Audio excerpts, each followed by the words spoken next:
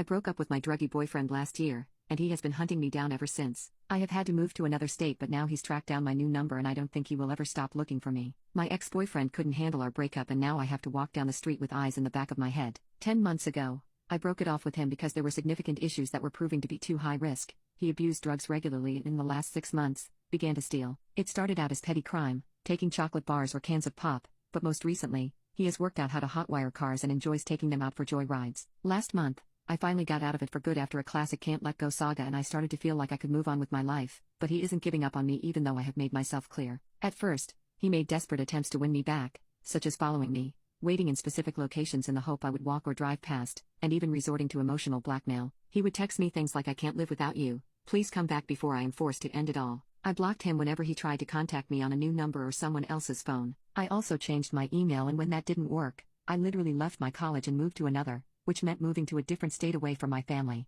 Recently, I thought I saw his car outside my apartment, which freaked me out. Thankfully, I was wrong, but it got me thinking about my mental health, so I called a buddy of mine who works for the NYPD. They gave me advice on who to talk to and encouraged me to make a report because it sounded like there were grounds to arrest him for stalking. According to my police friend, my ex was in and out of jail when we were together. I knew he was up to something, but I didn't realize how often he was bailed out. I also didn't know that he habitually concealed weapons and on at least 2 occasions was formally charged for this. This felt so scary to me, knowing that every time he confronted me alone, he may have had a knife or gun on his person. About 2 weeks ago, I received the creepiest phone call from my ex who told me he had been looking for me since I left town. He sounded so sinister and even giggled when I told him I wanted to report him. I told him to leave me alone and hung up, totally freaked out. I called my parents and told them what had happened. "Well, if I go missing, you know who has me." I then called campus security and made sure they had his description. Thankfully he never showed up, but my God, the voice on the other end of the phone still gives me chills. While he is out there in the world, I don't think I can ever truly be at peace. I am still so scared that he is hunting for me and that he will never stop.